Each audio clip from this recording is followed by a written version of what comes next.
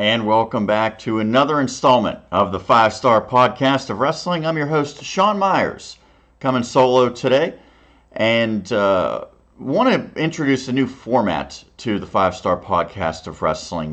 We're maybe experimenting with some different ways to bring you more concise wrestling views in a more entertaining fashion. So starting this week and for the foreseeable future, we'll at least gauge how it's being received. We're going to go with a single episode each week, and it'll be 30 minutes or less, but we will set the limit at 30 minutes so that we can get everything in there so that you're not spending your entire afternoon or evening listening to us ramble on about our different views.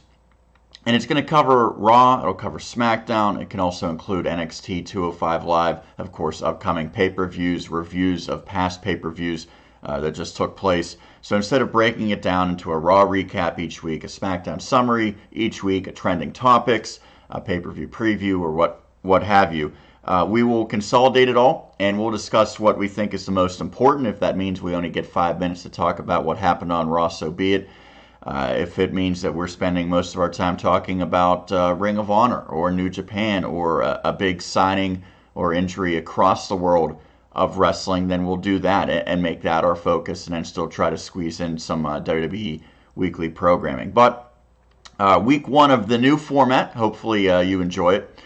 And unfortunately, I'm not able to have Justin Lowry with me today because our schedules were not able to mesh. However, Justin will be back and give his thoughts and analysis in upcoming episodes. But I wanted to start this week with what has been a massive story, a massive debate, really, throughout the wrestling industry in terms of what happened on Monday Night Raw in a women's match. It was a 6-person tag, the Bellas and Natalya against the Riot Squad, Ruby Riott, Sarah Logan, and Liv Morgan.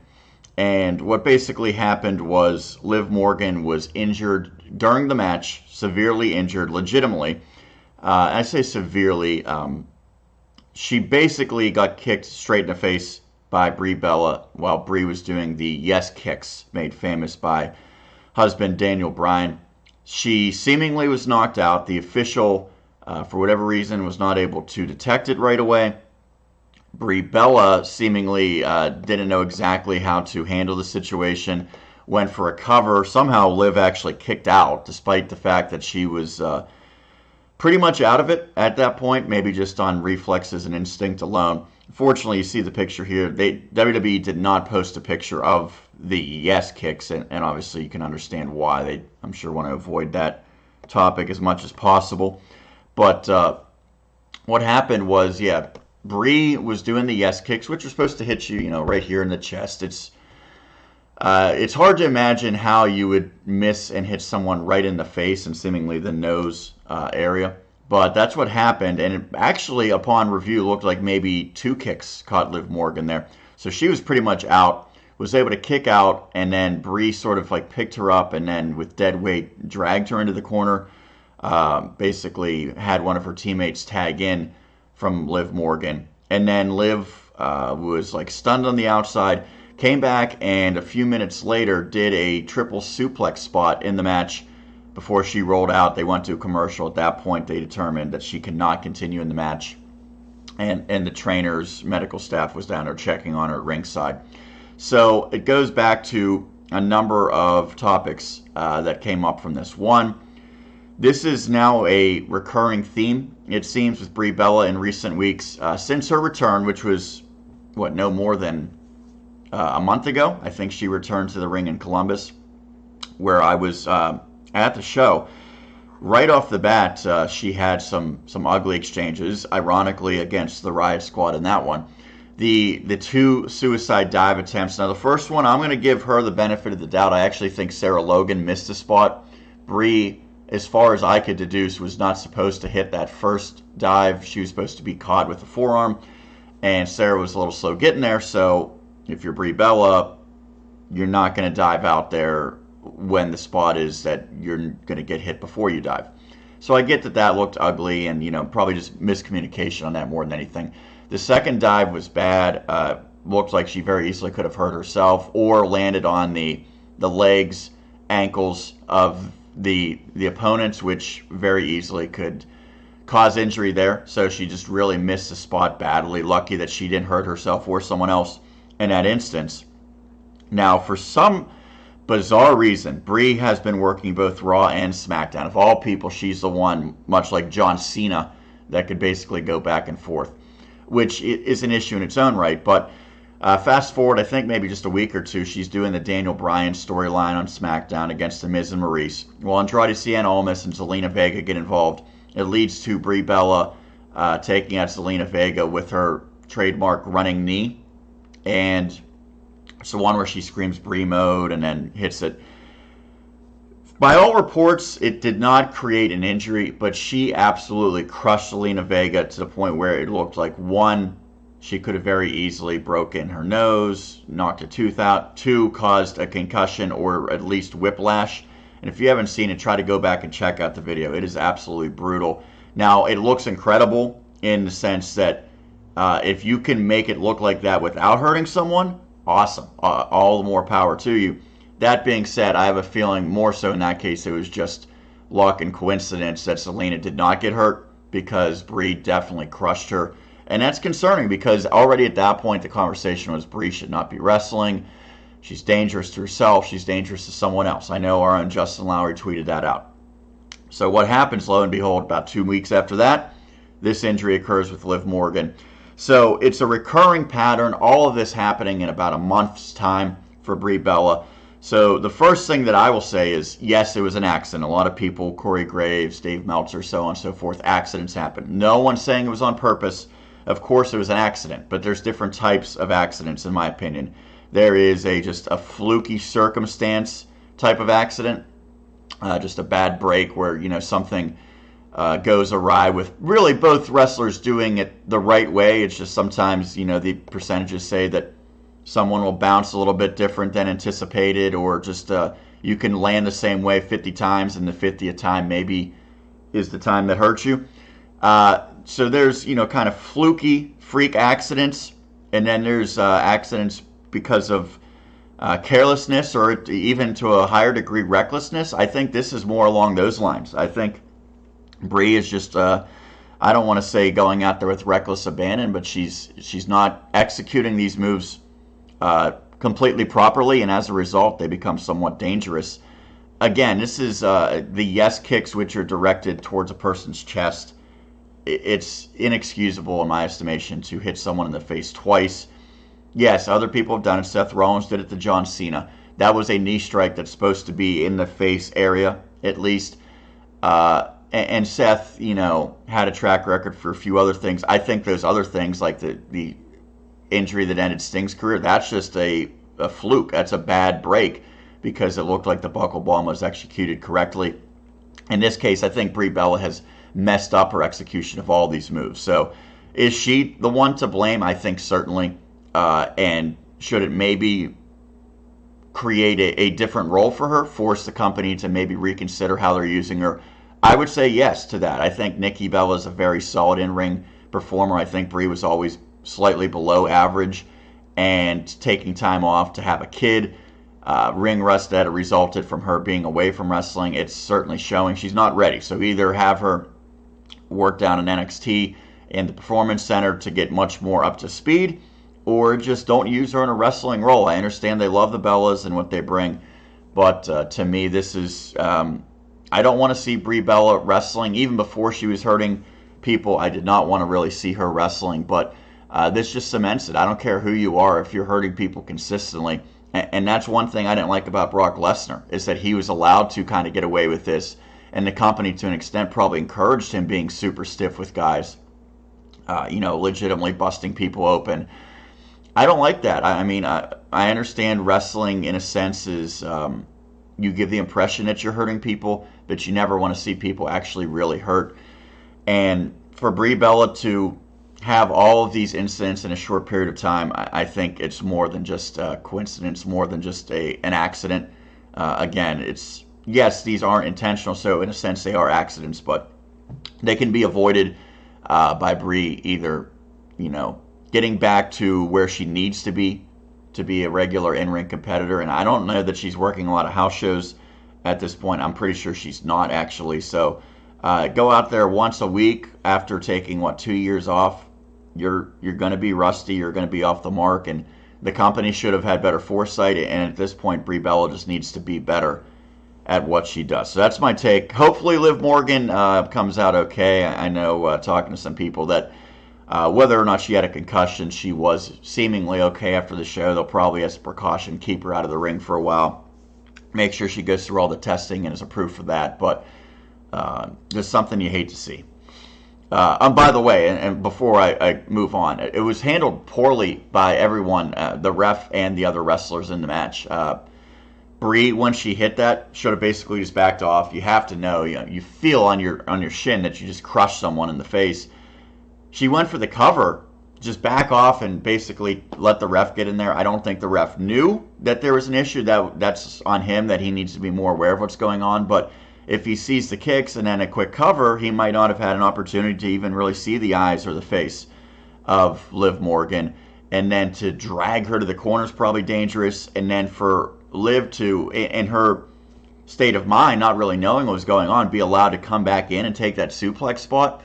They should have absolutely had the trainer working on her right away. And, while the match can continue and do a 3-on-2, just never let her even come close to trying to get back in that match. So really, there's blame certainly all around, but I do think that this one goes primarily on the shoulders or on the shin, in this case, of Brie Bella.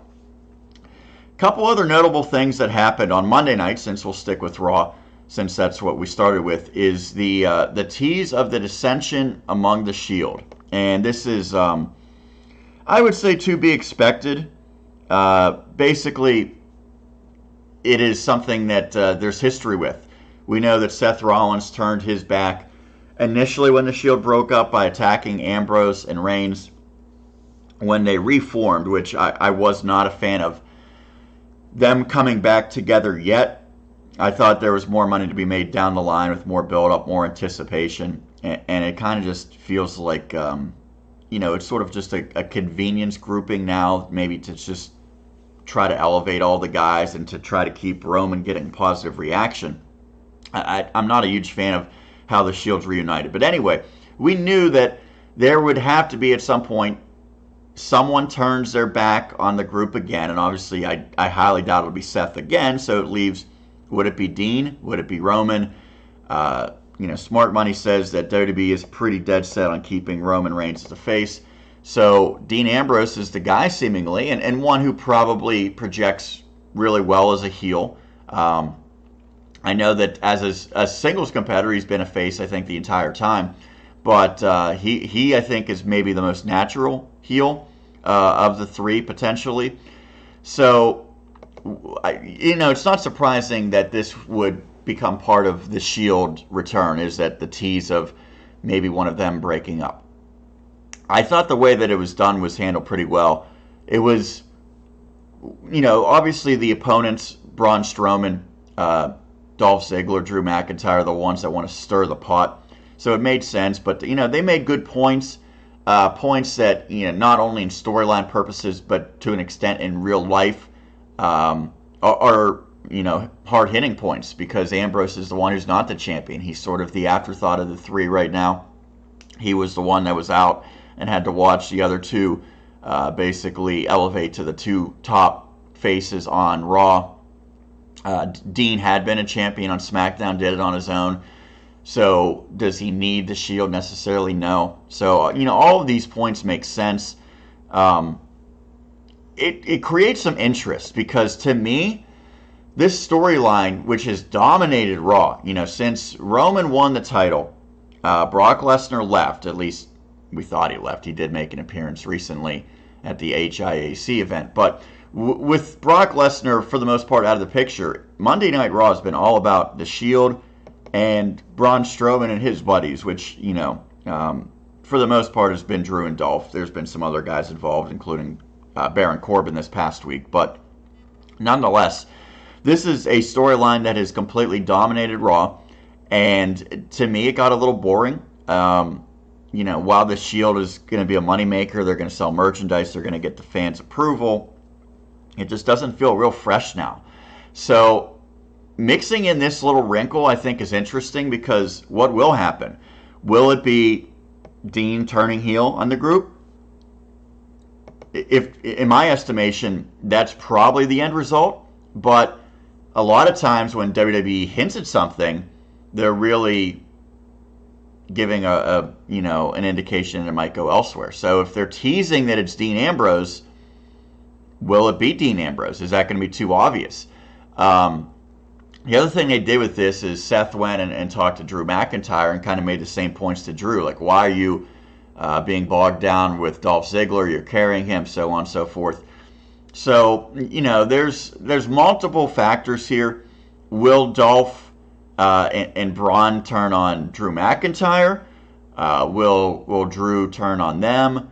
Or will it still come down to what most people anticipate, which is the implosion of the Shield once again, second time around? And I will say this, if they break up a second time, I don't know that we're ever going to get them back. Logically, now, of course, we've seen DX on and off so many different times, but logically you would think if the Shield does break up again with someone stabbing someone else in the back, then that really probably should be the end of the Shield, maybe for good. But you never say never. Lastly, we talked about Drew and Dolph and maybe some dissension there. Well, they did not show any signs of that in their tag team match. They went against the Revival, and this is an interesting backstory because the Revival was the team that was really in line to challenge the B team for the tag team titles. It appeared as though that Dash and Dawson would be maybe the next tag team champions. All of a sudden, they decide to really give a boost to this Braun Strowman-led group. How do you do that? Well, you give them some titles. So they decided to sort of spur the moment on Raw in Columbus about a month ago to give Dolph a tag team title shot, in which they took out the Revival to get the tag team opportunity. They beat the B team, pretty much brought an end to the B team's reign, not only as tag team champs, but really even just appearing on Monday Night Raw regularly. So, a couple weeks later, the Revival finally gets their chance. They were taken out. They were supposed to have that title match, never happened. Well, now they get it against the now tag team champions of Drew and Dolph. And I'll tell you, this turned out to be an unbelievable match.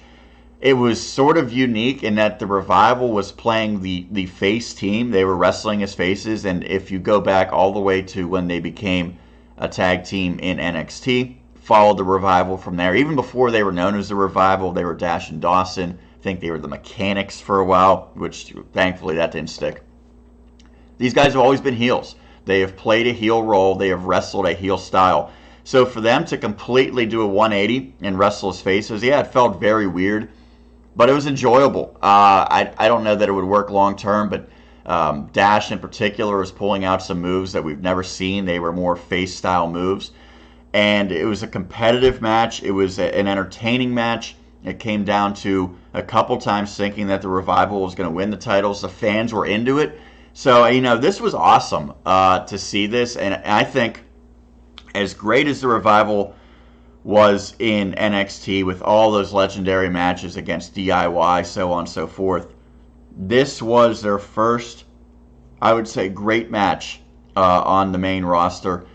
They've had good matches, they've had solid matches, but this is the first one that stands out to me. And I know that they've been derailed by injuries. They just haven't had an opportunity to wrestle a lot of lengthy matches with significance behind it. This one, however, felt like their first great match and hopefully the first of many, because I hope that the company rides this momentum. And the rumor was that Vince McMahon was very pleased with the match. If so, awesome. Keep finding a way to get the Revival involved. Even if they go back to being full-time heels, I think that's fine. You still want these guys as, one of your marquee attractions in the tag team division. And by the way, as bad as the Raw tag team division has been for quite some time, and it has been bad for pretty much all of 2018, what's been happening recently, and really this Monday is the biggest indicator. You get a great tag team title match. Drew and Dolph, not a true tag team in the sense of the word. They're two singles guys working together. But it worked. They've put together some really good matches. We saw their match at HIAC was probably the match of the night against Seth and Dean. they're at least passable as a tag team, even though you get the feeling that long term they're going to, go back to the singles things. Revival gets this big opportunity, delivers. Authors of Pain wrestle in the main event against the Shield, so that's big for them. And then even some lesser tag teams, Chad Gable and Bobby Roode, the new tandem, they're together. They've been going against the Ascension, and this is the first time in a long time that the Ascension's been on TV on almost a weekly basis. And Connor actually got a victory on Raw against Chad Gable, so maybe a little boost for the Ascension. So finally, it seems like the tag teams on Raw are getting an opportunity, and it's certainly long overdue. I would love to see them add even more tag teams to that division and keep some of these teams together as opposed to throwing singles guys, in a pairing. Every now and then that works, and it's needed, and I think hopefully in the case of Bobby Roode and Chad Gable, it leads to something, maybe a Bobby Roode heel turn, but I would love to see the Ascension, the Authors of Pain, and especially the Revival continue to get opportunities. Let's jump over to the biggest takeaways on Tuesday night and start with the main event segment. And I say segment, it wasn't a match. It was supposed to be a contract signing between Samoa Joe and AJ Styles for their upcoming match. Now, their title match taking place, this one in Australia at Super Showdown. And instead of signing a contract, Samoa Joe was not in Denver. He was in, I guess, Atlanta or Gainesville, wherever AJ Styles resides. Joe was at the house of AJ Styles and was streaming this, basically with cell phone footage. Came across incredible on Samoa Joe's part. This guy has been so good making this rivalry personal, just really making life miserable for AJ Styles. Not just for what he's done to him in the ring, but really the mental torture that he has brought to the table here. And it continued and I think reached its pinnacle on Tuesday. The way that this was done on Samoa Joe's behalf was incredible. He goes to AJ's house. You see the mailbox with the name Styles. He gets closer to the house. He says, I'm right outside your porch. Obviously, AJ's wife and young child are there, seemingly. Samoa Joe points that out. So the negative to this is I understand, especially in a PG era, you can't truly replicate the emotion you would be feeling if you're AJ Styles and Samoa Joe's outside your house. I get that. You can't be swearing profusely. You can't be going nuts and just saying stuff that people would really say in a situation. But I thought AJ struggled to make this believable on his behalf. He's, dude, don't do it, dude. I have a hard time believing that would be the verbiage he would use in this instance.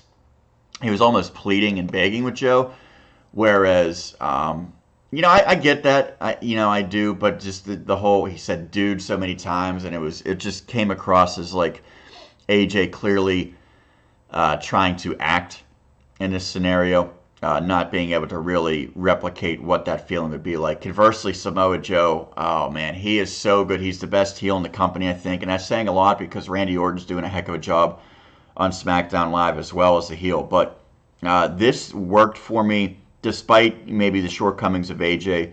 Samoa Joe just put it over the top. And it's interesting because they left a cliffhanger. And right after this, as Samoa Joe's holding the baby doll, he says, I'm going to ring the doorbell. So he does, and then, seemingly goes to open the door, and then it just cuts out, goes to black, end of show. So, just really, really good stuff. And I don't know what the live fans saw. I'm guessing it was just the video cut off there for them as well, and then AJ probably stormed around in anger in the ring for a while. But, we'll find out on Tuesday this upcoming week, and it's something that it makes fans want to tune in. What happened? Yet we know, it's wrestling. Nothing really happened to AJ's family. But are they going to show more footage? Are they going to give the impression that Samoa Joe actually did something? Or do we find out that Samoa Joe says they weren't home, or they were hiding, or he just finally faked it out just to get in AJ's head and actually left before he ever tried getting inside?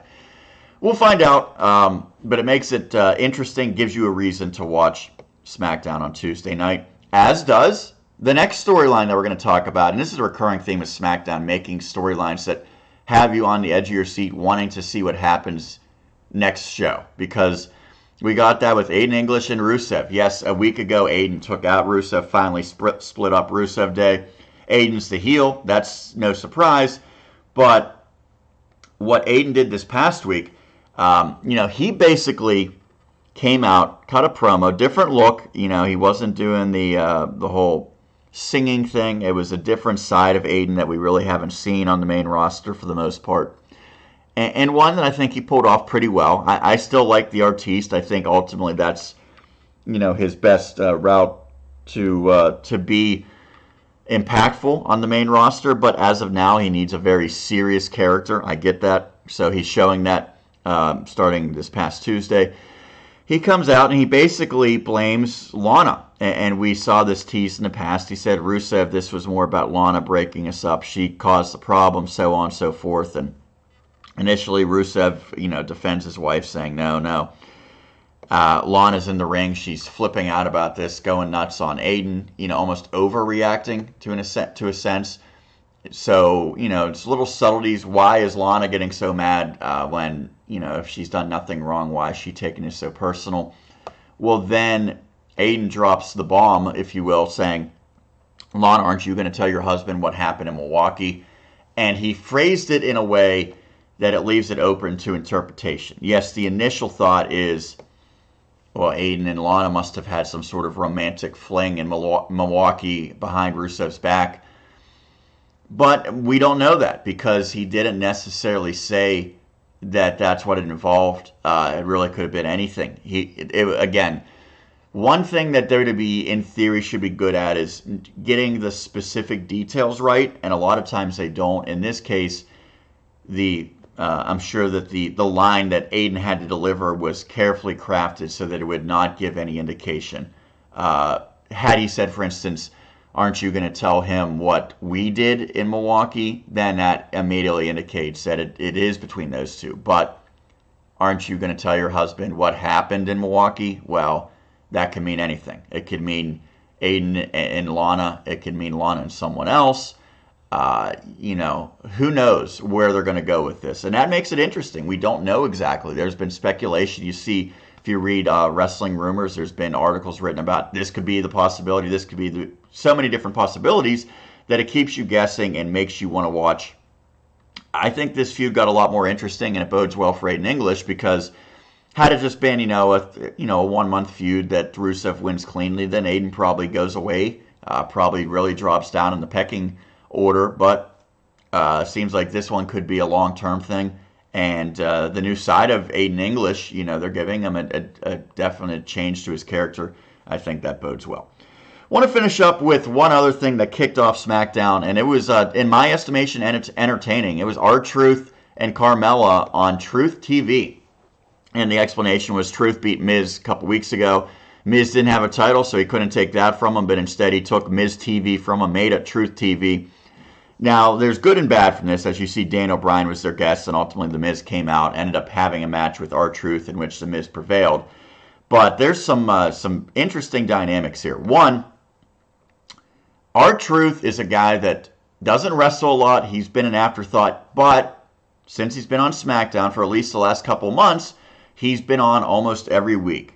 Not wrestling 15-minute matches, but backstage for a minute, 2 minutes, maybe 3 minutes, humorous exchanges. When you see someone every week, you get more appreciation of a connection. Like Ty Dillinger had a match this past week.